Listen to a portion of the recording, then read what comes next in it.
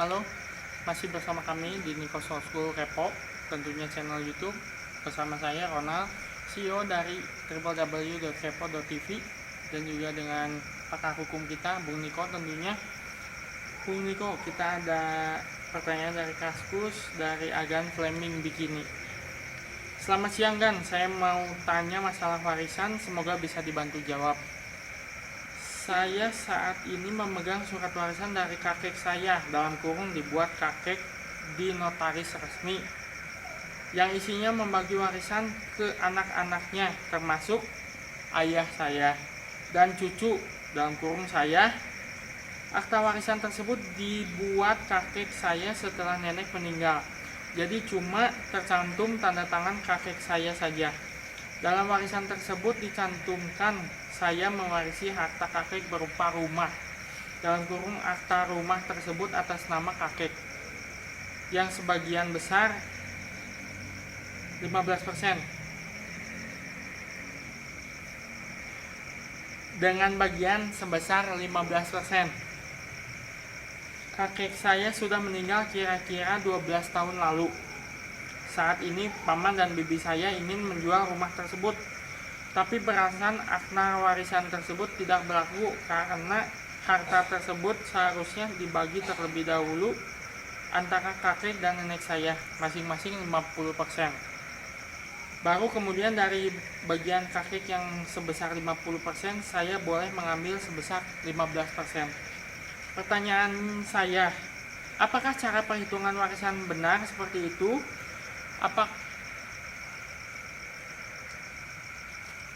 Padahal kakek membuat surat warisan di notaris dan semua harta warisan atas nama kakek. Terima kasih. Sorry Gan, ada satu lagi. Untuk warisan yang hanya ditulis tangan, apakah juga kuat secara hukum di pengadilan?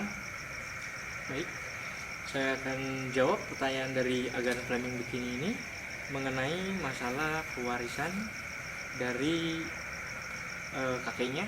Untuk mengenai pewarisan, asas-asas atau kaidah-kaidah umumnya Agan bisa lihat juga di video-video kami yang sebelumnya mengenai pewarisan. Bisa Agan search juga atau Agan lihat di channel kami di YouTube. Kemudian untuk penjelasan tambahan yang mengenai melekat pada kasus Agan ini adalah untuk warisan tersebut pada intinya adalah pernikahan, karena warisan itu akan melekat pada pernikahan.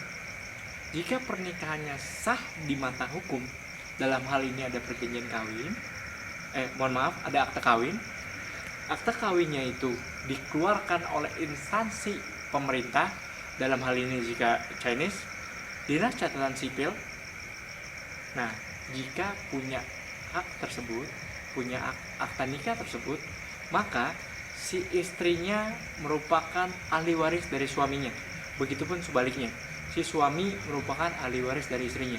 Jika ceritanya pernikahan kakek dan nenek Agan dilakukan secara sah menurut agama dan menurut negara, maka kasus seperti ini benar.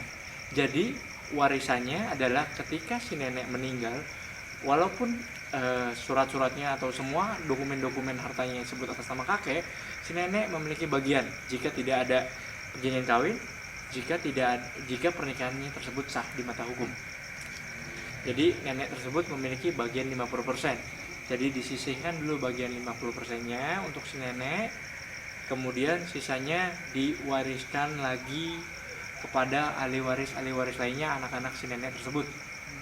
Si kakeknya pun merupakan bagian dari waris, bagian dari ahli waris. Jadi 50%-nya dulu dikesampingkan untuk si kakek, kemudian sisanya dapat lagi si kakek. Bagian si kakek akan jadi lebih besar artinya. Kemudian seperti itu. Jadi benar ketentuan untuk dibagi dulu warisannya antara si nenek dengan si kakek ketika si nenek meninggal. Kemudian untuk warisan yang dibuat oleh si kakek, baik yang di dalam akta notaris tersebut sah adanya, tapi dengan bagian yang ditentukan sesuai dengan ketentuan, yaitu 15%. Jadi karena itu dijual, rumah itu dijual, 15%-nya untuk Agan. Seperti itu. Kemudian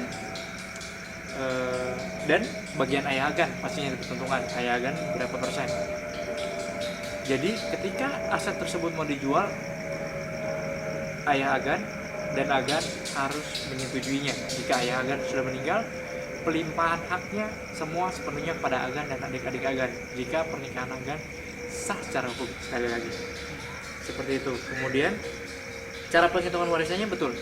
Meskipun asetnya seluruhnya atas nama si pasangan si X, jika tidak membuat perjanjian nikah dan pernikahannya tersebut sah di mata hukum dengan catatan sipil, maka hartanya akan menjadi harta bersama. Jadi harus dipisahkan dulu sebagian untuk si pasangan yang masih hidup terlebih lama.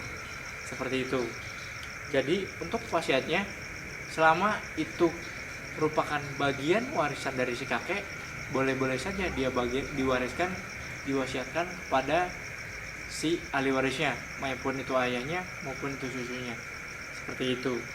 Kemudian untuk wasiat yang ditulis tangan itu kuat di depan pengadilan asal disaksikan oleh 2 orang dan ditantangkan di atas materai. Seperti itu. Oke. Semoga cukup jelas dan cukup mencerahkan. Semoga cepat beres masalahnya. Dan jangan lupa untuk subscribe channel kami di Niko Soul School Kepo di YouTube tentunya, dan juga untuk like fanpage kami di Niko Soul School Indonesia. Dan jika Anda ada pertanyaan lainnya, silakan kirimkan, dengan senang hati akan kami bantu jawab. Terima kasih.